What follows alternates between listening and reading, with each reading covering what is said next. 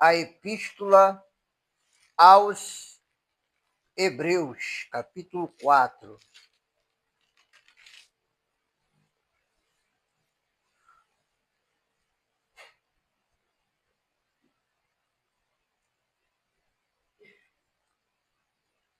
Nós vamos ler a partir do versículo 14.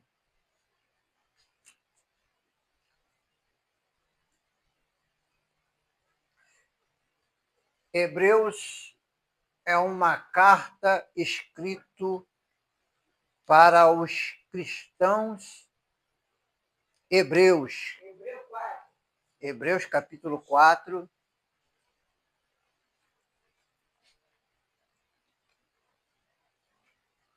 versículo 14.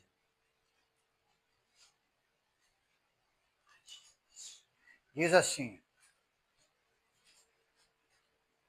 visto que temos um grande sumo sacerdote, Jesus, Filho de Deus, que penetrou nos céus, retenhamos firmemente a nossa confissão, porque não temos um sumo sacerdote que não possa compadecer-te de nossas fraquezas.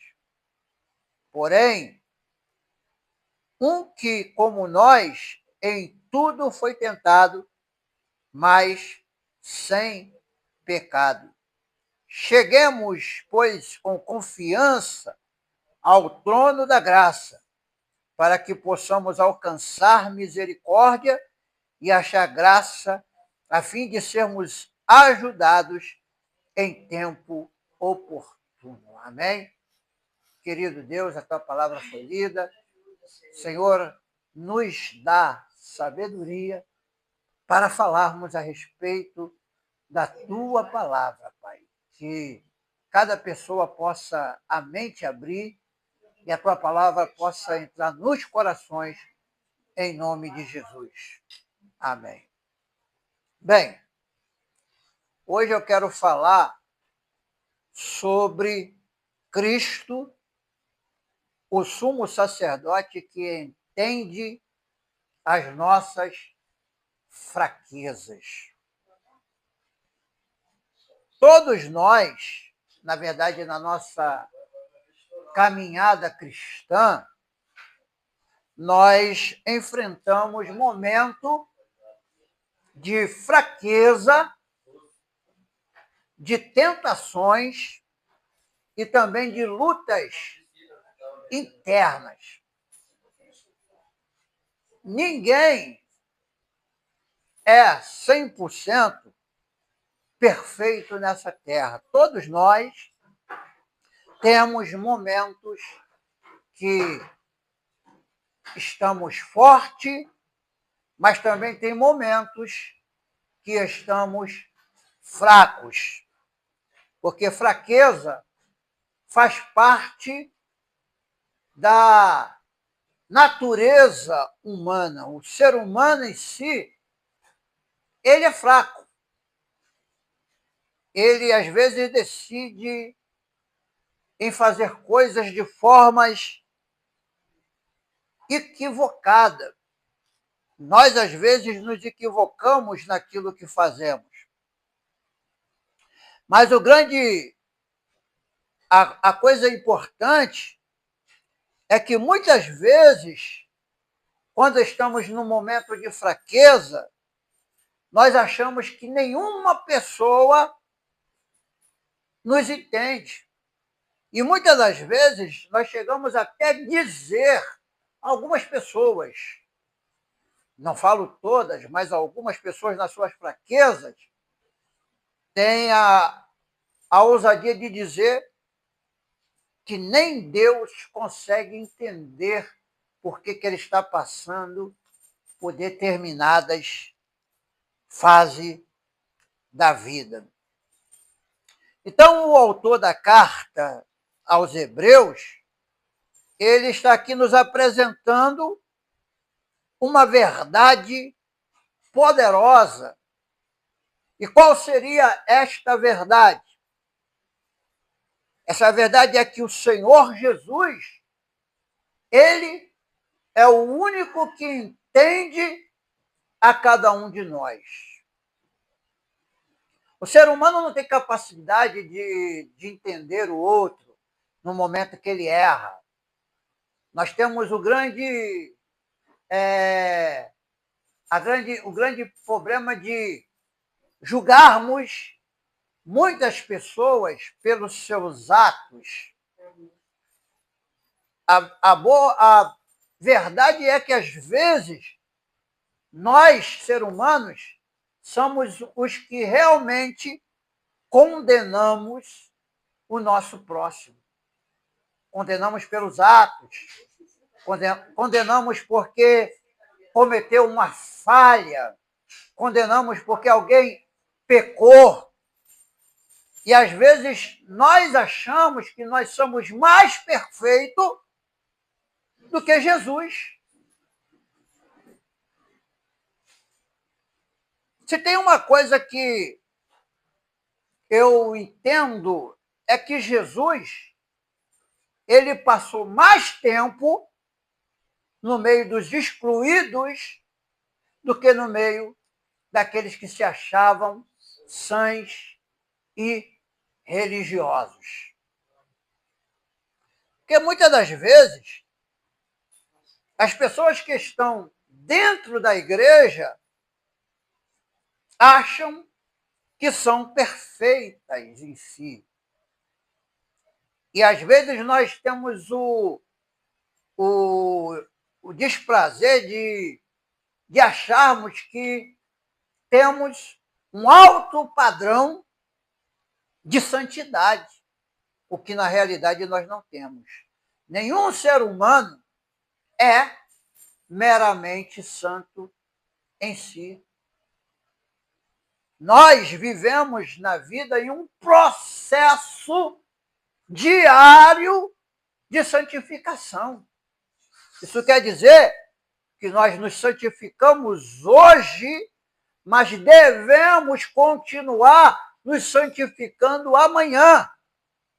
Porque se santificarmos hoje e não nos santificarmos amanhã, o que nós fazemos hoje não vai significar absolutamente nada no dia de amanhã. Então, Jesus é aquele que nos entende. Ele não está distante de nós, ele está sempre perto de nós, inclusive no momento de nossas fraquezas. Eu já vi muita gente pregando que Deus não olha para pessoas fracassadas, mas Deus só olha para o ser humano porque ele sabe do limite que cada ser humano tem. Se todo ser humano fosse forte, seria uma coisa, mas o ser humano ele tem os seus momentos de fraqueza. Então Jesus, ele não é um Deus distante, ele não é frio e ele não é inacessível, ele está sempre do nosso lado. Por quê? Porque ele deixou a sua glória e se tornou o quê? Carne, se tornou humano. E como humano, Jesus passou por todas as tentações que os homens passam. Todas as tentações. Jesus, ele sentiu cansaço. Jesus, ele teve dor, como qualquer ser humano teve e tem. E ele também passou por um momento de solidão. Então, Jesus, como humano, ele era também 100% humano. Eu vejo muita gente mistificando a humanidade de Jesus. É lógico, Jesus é Deus, 100% Deus, mas também ele é 100% humano. Isso quer dizer que, como Deus, ele é eterno, ele é soberano, ele é criador de todas as coisas, mas como ser humano, ele foi um ser humano também 100%, porque Jesus, como ser humano, tinha suas limitações.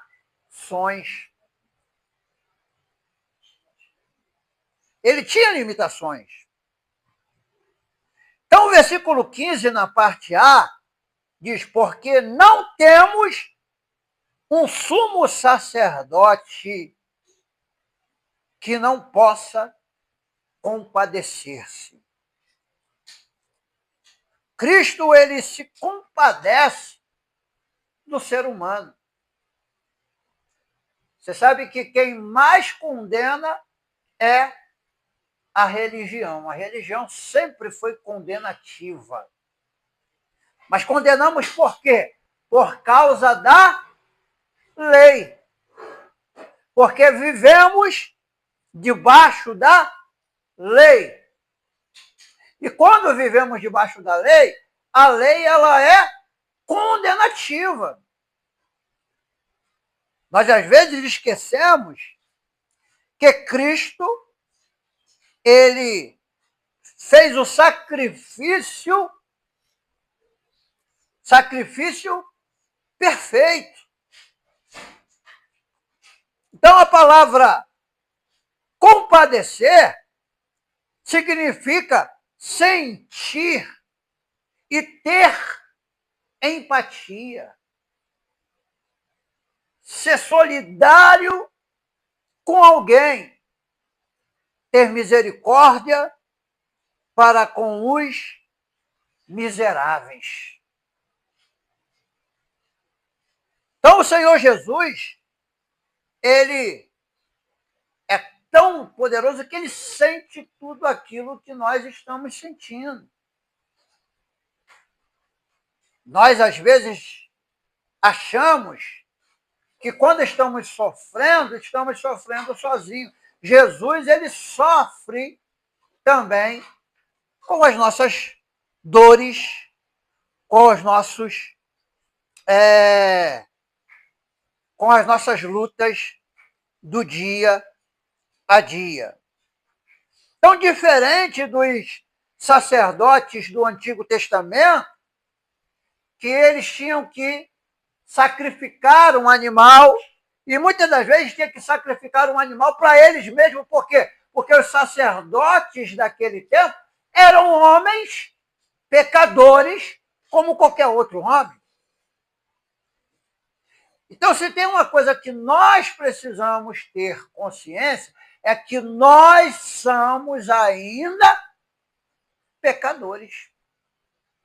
Todo ser humano é pecador, independente do grau, do cargo eclesiástico, dos dons que ele tem. Ele sempre, enquanto ele estiver nessa vida, ele continua sendo um pecador. A grande diferença entre nós que reconhecemos Cristo é que somos pecadores agora, justificados por Cristo. Aqueles que não creem em Jesus ainda não foram justificados.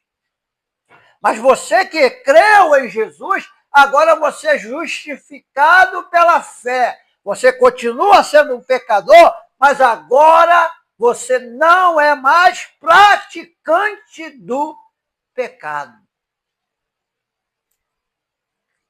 O grande problema é nós decifrarmos essa palavra, pecado.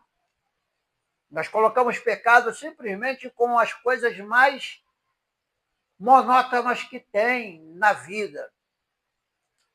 Por exemplo, é simples falar que roubo é pecado, adultério é pecado, fofoca é pecado, falar da vida dos outros é pecado.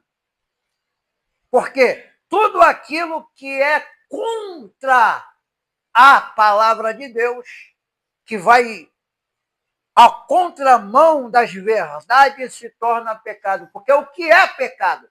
A palavra pecado significa errar o alvo, é desobedecer, é não fazer aquilo que Deus determinou. Você lembra que o grande problema de Adão foi que Deus disse para ele, ó, não coma da árvore que está no meio do jardim. Ele comeu. Ah, desculpa, foi Eva que me deu para me comer. Mas ele comeu sabendo que era proibido. E esse é o grande problema, às vezes, do ser humano, que tudo que o ser humano faz, ele faz consciente, sabendo que é errado. Ninguém que peca, peca porque estava em transe, peca porque foi hipnotizado, peca porque estava fazendo sem noção. Eles pecam porque querem pecar. Então não adianta querer justificar o erro. Hoje em dia, o que mais está se vendo é gente querendo justificar a si mesmo, usando a própria palavra de Deus. Uma pessoa que adultera, ele quer justificar o adultério dele na Bíblia. Uma pessoa que vive em prostituição quer justificar na Bíblia. O ser humano está vivendo um tempo de justificação, querendo justificar o seu erro. É o que aconteceu naquela primeira cena. Naquela primeira cena, o que aconteceu? Quando Deus chama Adão, e Deus olha para Adão e fala assim, Adão, por que tu está escondido? O que Adão faz? Adão poderia assumir, eu comi do que o Senhor proibiu, mas não, ele botou a culpa primeiro na mulher. Ó, a mulher que tu me deste, ela me deu do fruto e eu comi. Isso quer dizer que nós não temos capacidade de assumir as nossas culpas e os nossos erros. O que o homem quer é justificar o erro. Hoje em dia, nas igrejas, está tendo bagunça, porque o povo está vivendo de qualquer maneira na casa de Deus. O povo entra na casa de Deus em adultério e continua em adultério. E aí o pastor vai passando a mão, fica aí na casa de Deus, que está tudo certo. Fica aí, não, canta aí no conjunto, tenha oportunidade, prega em adultério, porque os pastores não estão ensinando a verdade da Bíblia. Jesus é a nossa justiça.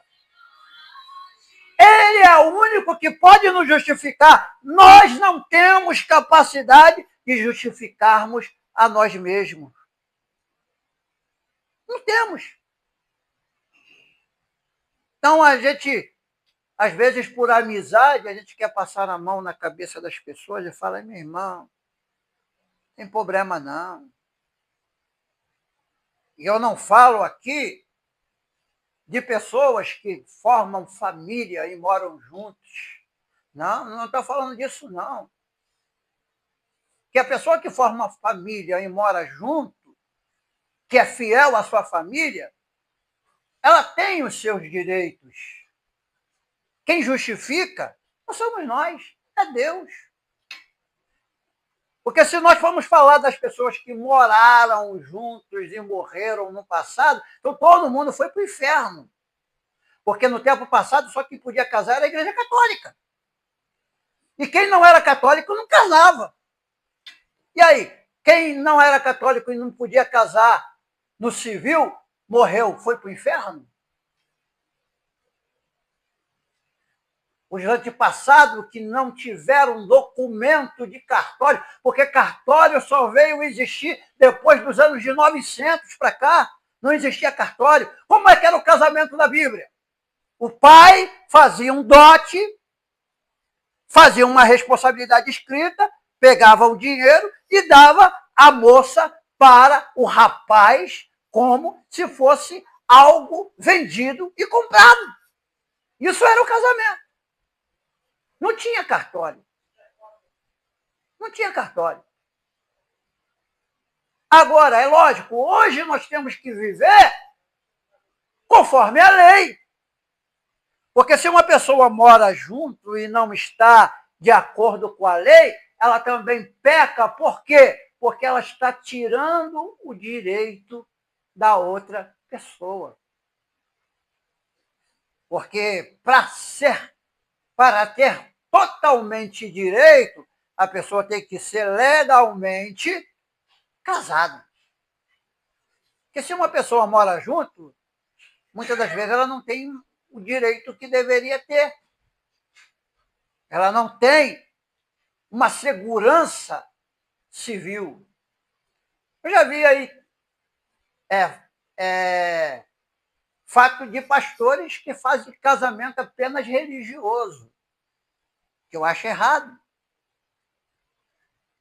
Uma vez um pastor fez um casamento religioso sem a necessidade do cartório, sem a necessidade do cartório.